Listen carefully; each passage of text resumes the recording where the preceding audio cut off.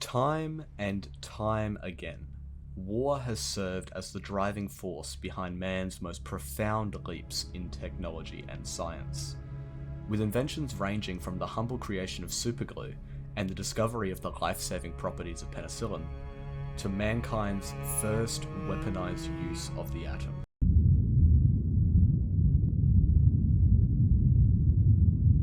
Humanity would take incredible leaps in the face of utter atrocity. Leaps that would go on to serve as the basis for a modern society, obsessed with retrospectively analysing its past wrongs in the only way it knew how. By creating media to enliven the experience and romanticise our past mistakes, of course. Today, we're going to be discussing 5 of history's most intriguing firearms brought back to life by 2016's Battlefield 1. Timestamps to each weapon will be available in the description below, and if you're at all interested in some light reading yourself, I'll also include a link to all of the references and the script I used in the making of this video. Let's get right into it.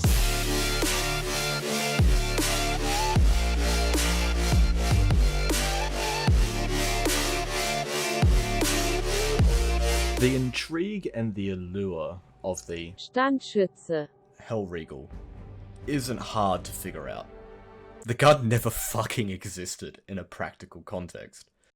In fact, the only evidence of the weapon's existence are several photographs stored in the Austrian National Library under the name Maschinengewehr des Standschützen Hellriegel, a phrase that roughly translates to machine gun from reservist Hellriegel.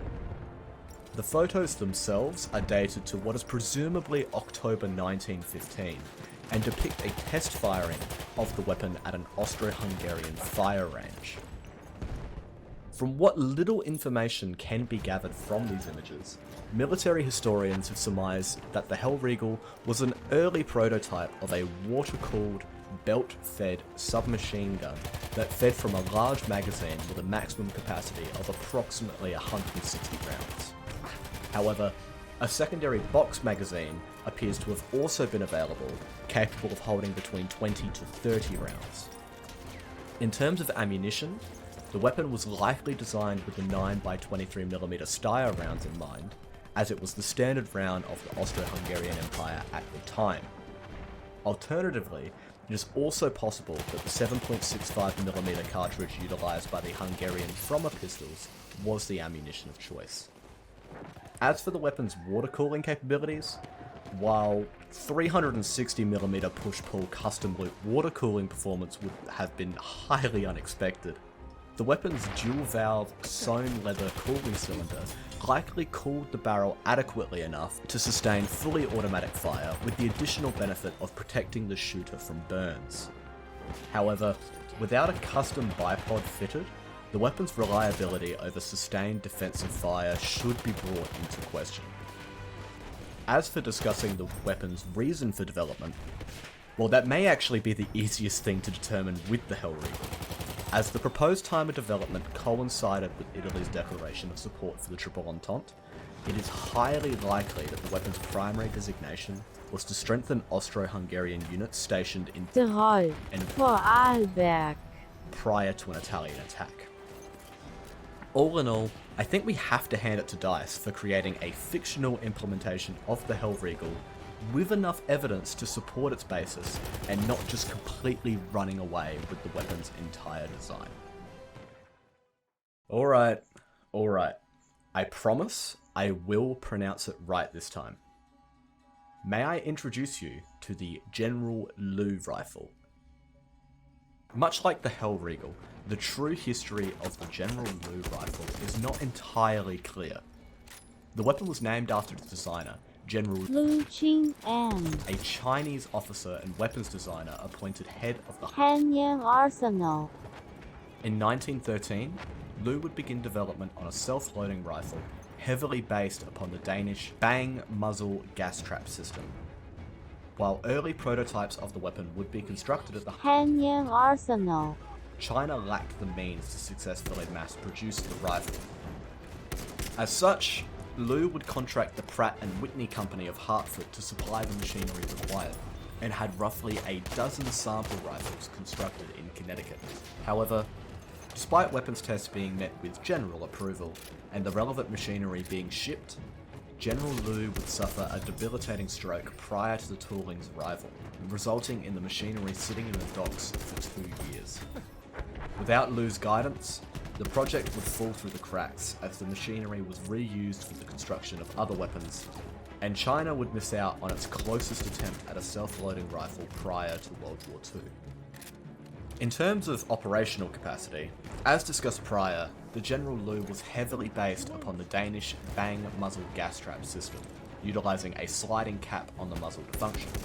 Gas released from the muzzle would pull the cap forward, transmitting force through a wire to open and push rearward the rotating bolt. However, the rifle could also switch its firing mechanism from gas to straight pull bolt action by rotating counterclockwise the cylinder located on the muzzle.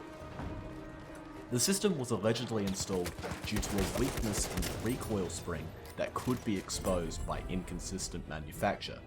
Thus, the bolt action mode prevented the weapon from being rendered completely inoperable should the semi-automatic operation fail. This switchable operation would be carried over into Battlefield 1, with the select fire control allowing the user to enter the alternate bolt action fire mode. Not only that, but to keep the weapon consistent with other bolt action rifles, DICE would actually include a sweet spot on the bolt action fire, allowing the weapon to one-shot to the upper body from 80 to 125 meters, essentially making the weapon a medic hybrid of sorts between the Gewehr 98 infantry and the M1903 experimental. Pretty sweet, huh? Do you like planes? And when I say planes, I don't mean Qantas airline planes. I mean that one fucking dickhead who will fly around in their Bristol and or Ilya Muromets for 3 hours straight, never actually play the goddamn game, and sit there and talk shit because they've gone 80-0 without ever actually engaging in a fucking gunfight. Kind of plane. Well then, if you're like me, let me introduce you to the Burton Light Machine Rifle, or LMR for short. Originally conceived as an anti-air rifle for use by aircraft observers, the rifle was designed by Winchester engineer Frank Burton, and its firing model completed in 1917.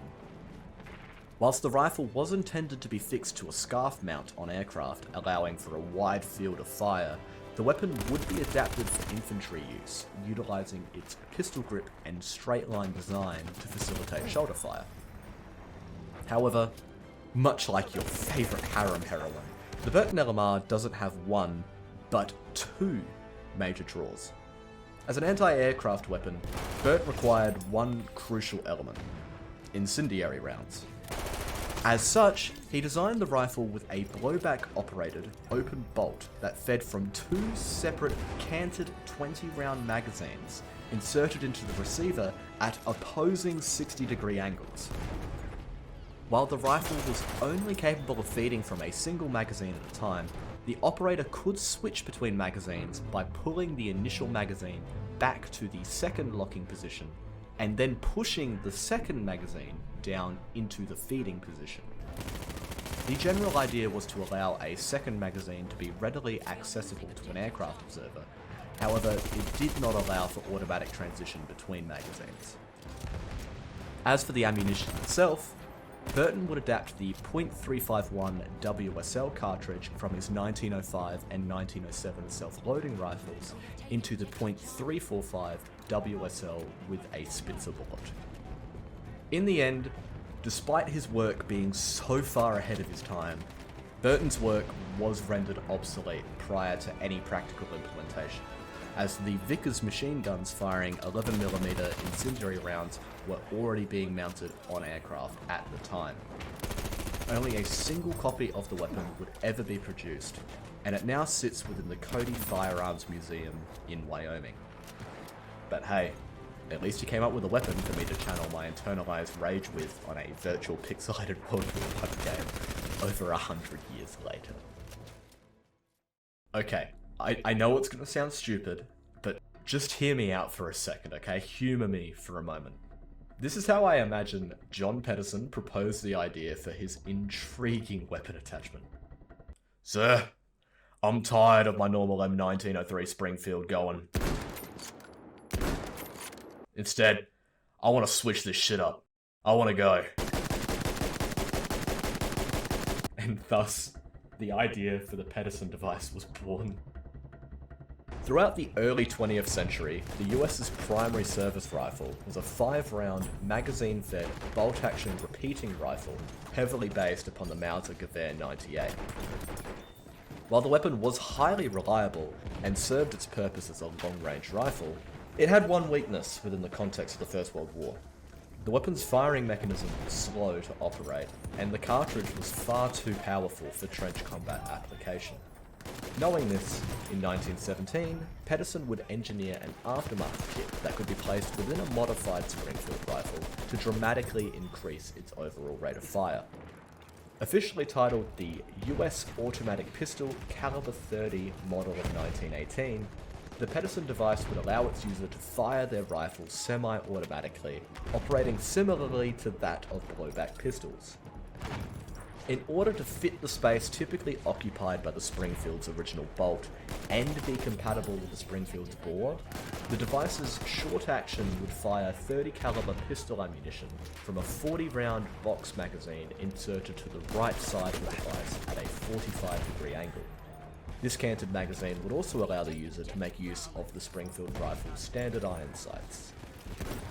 The device would receive general approval and be set for production, resulting in the manufacture of around 65,000 devices, 1,600,000 magazines, and 65 million cartridges by the time the armistice was signed on November 11, 1918. Consequently, the device would undertake several tests by the US Army to determine its efficacy for use in future conflicts. Tests that would return with poor results. As such, all the devices would be returned to the Springfield Armory until their fate was determined. 13 years later, in April 1931, the decision to destroy all Pedersen devices, magazines, and ammunition was cast in order to save costs related to their continued storage. Only between 6 and 100 of these devices would escape destruction to become highly prized collector's items to military historians and gun enthusiasts. Okay, let's be real here. Everyone knew this was coming. It is only right we talk about the king of the incredible, the BM ruler, the awe-inspiring, memory-frying, era-defining secondary weapon itself. Ladies and gentlemen, the 2.7mm Kolibri Pistol. Holding the distinction of the smallest centerfire pistol ever made, the 2.7mm Kolibri pistol was designed by a talented German watchmaker by the name of Franz Funnel. Functioning similarly to other standard blowback firearms of the time, the Kolibri was chambered by its own proprietary 2.7mm Kolibri centerfire cartridge, from which its name would be derived. The cartridge itself fired a minute 3-grain pellet at 650 feet per second, giving the cartridge substantially less muzzle energy than a typical airlift pellet. In fact, the weapon's devastating maximum energy output of 4 joules meant that the bullets could quite literally bounce off of thick clothing. As such, the Kolibri was regarded as a less than suitable self-defense weapon. Quite frankly, throwing the weapon itself may have been a more valid self-defense strategy. But it did serve its purpose as a novelty trinket and legitimate deterrence against stray dogs, as the sting of the weapon could potentially frighten off a canine into retreating without subjecting the wielder to the noise or carrying burden of a typical firearm. Roughly 1,000 Kolibri pistols would be manufactured between the years 1910 and 1914. However, with the outbreak of the First World War, production for the weapon would cease as the German economy shifted its manufacturing focus towards firearms that would aid their wartime needs. While the 2mm Kolibri pistol will forever be regarded as nothing but a novelty, The misguided idea of the weapon being manufactured and purchased for the purpose of whipping out on a potential thief on the bustling streets of early 20th century Berlin is so juvenile that I cannot help but smile at the thought. DICE seems to share this nihilistic sense of humour, as upon release of Battlefield 1, the Kolibri Pistol was locked behind a level 10 scout cast requirement that left stupid 13-year-old me thinking it was going to be the most incredible secondary weapon ever. In retrospect, it was not. Thanks for making it to the end of the video, guys. Once again, if you are at all interested in reading up on any of these weapons, a Google Doc is linked down in the description below. This 15-page document has this video's entire script and all of my references cited in my university's Harvard style, just for your pleasure.